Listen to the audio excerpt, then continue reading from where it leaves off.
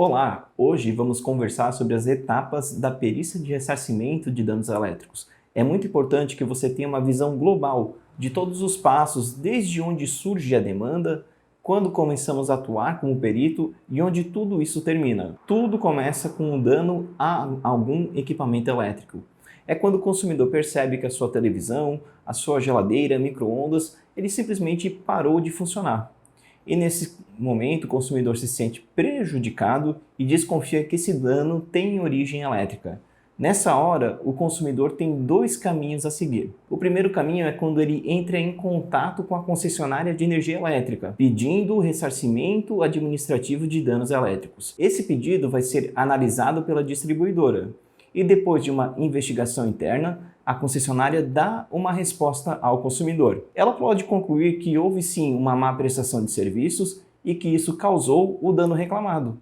Nesse momento, ocorre o ressarcimento por via administrativa, mas ela também pode concluir que ela não tem responsabilidade por esse dano àquele equipamento, e ela acaba indeferindo o ressarcimento de danos. Nesse cenário, o cliente pode procurar um advogado e entrar com uma ação judicial contra a concessionária de energia elétrica. Nessa hora, o autor da ação é o consumidor final. Agora, vamos entender qual que é o segundo caminho. O segundo caminho é quando ocorre um dano a um equipamento e o consumidor ele possui um seguro. Ele pode acionar a sua seguradora e a seguradora recebe esse pedido e pode indenizar o seu cliente. Ela absorve a maior parte dos custos pelo conserto ou substituição desse equipamento. Ou seja, ela pode se sentir prejudicada, pode acionar a sua equipe jurídica e pedir para que os advogados entrem com uma causa na justiça contra a concessionária de energia elétrica. E baseada na minha experiência, esse segundo cenário é mais comum, onde a seguradora é autora da ação. Nesse momento, a gente está na área judicial e um dos documentos que os advogados do autor da ação apresentam é a petição inicial. Nesse documento, eles informam o dia, hora e descrevem o equipamento que teve dano elétrico. Enfim, eles relatam o problema na visão deles. Eles contam toda uma história em relação a essa situação. Após um certo tempo, o juiz intima a concessionária para apresentar a sua defesa. E ela vai mostrar todo o relato na visão dela, tentando fazer o juiz compreender que a queima daquele equipamento não é da sua responsabilidade. Para isso, ela vai contar a sua versão, mostrando que naquele dia não teve nenhum problema na sua rede de distribuição. E o processo continua e está chegando o momento do juiz tomar uma decisão, que é a sua sentença. Mas como é que ele vai sentenciar algo que envolve a área elétrica? Ele não tem conhecimento sobre esse tema e vai precisar da ajuda de um profissional com essa habilitação e com esse conhecimento. É nessa hora que ele nomeia um perito ou perita judicial.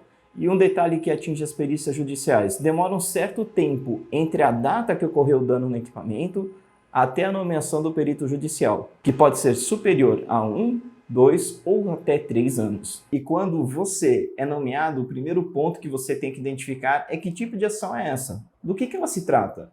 Perfeito, você observou que ela é uma ação de ressarcimento de danos elétricos. O próximo passo é analisar os documentos principais, que normalmente são a petição inicial e a defesa da distribuidora. Em seguida, analise a intimação que o juiz fez para você.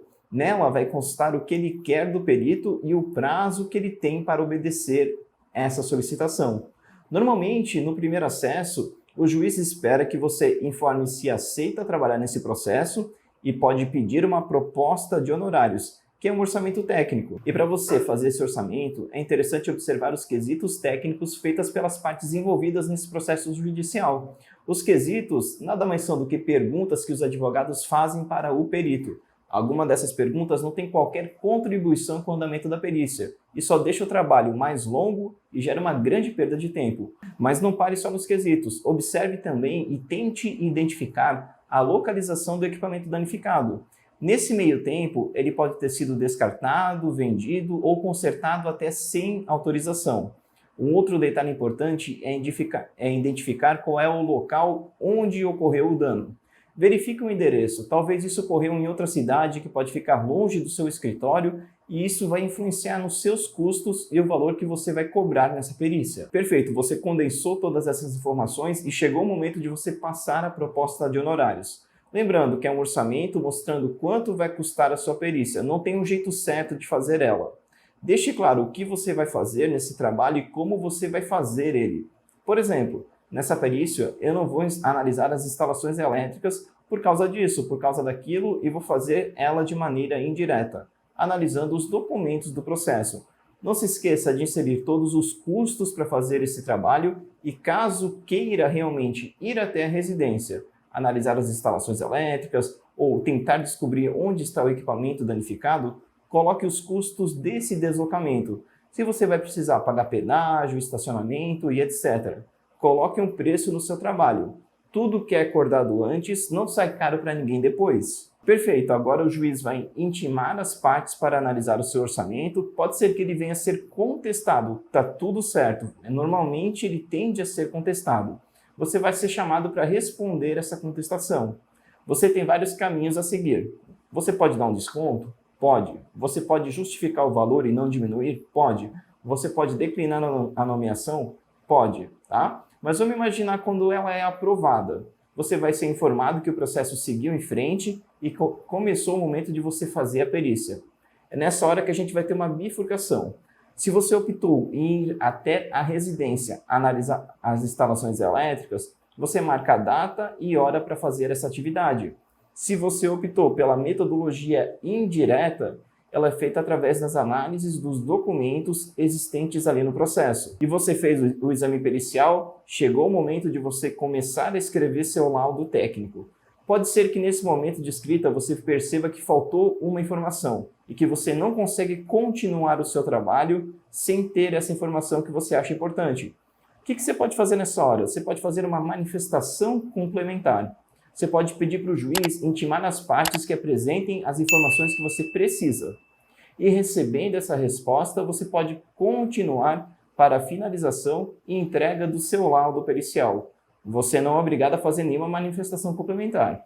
Mas caso fique na dúvida se faltou uma coisa, é importante deixar formalizado nos autos do processo. Você terminou o laudo, entregou, terminou o trabalho? Não, ainda não. Existem alguns passos adicionais a serem adotados. Pode ser que as partes não concordem com o que você escreveu no laudo e venham a contestar o seu trabalho. Fique tranquilo, não se assuste, essa atividade é normal e ela faz parte do dia a dia do perito.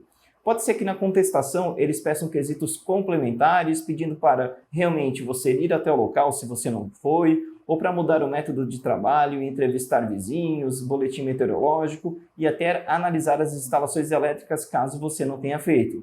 Você vai ter que analisar essa contestação e verificar se isso faz sentido ou não. Em seguida, você responde essa contestação nos autos do processo. Agora a bola está com o juiz. Ele vai intimar as partes para se manifestarem sobre a sua resposta e verificar se eles têm alguma dúvida. Se não tiverem, a última etapa é você pedir que deposite os seus honorários na sua conta bancária. O juiz vai emitir um alvará para que você receba esse valor. E você, gostou desse vídeo? Ele é um recorte do que você encontra lá na Perícia Elétrica Play. Lá temos diversas aulas com conteúdos técnicos e conteúdos também de marketing, gestão financeira e planejamento estratégico. É a Netflix da Perícia Elétrica. Tem aulas sobre perícia judicial, perícia de consumo de energia e de ressarcimento de danos elétricos. Tem aula sobre instalação elétrica, laudo para crédito ICMS e perícia de incêndio. Na descrição do vídeo tem um link de acesso para que você possa conhecer a Perícia Elétrica Play. Já no nosso blog, temos diversos conteúdos e artigos bem profundos e interessantes sobre perícia judicial e extrajudicial. Deixo a você um forte abraço e até a próxima!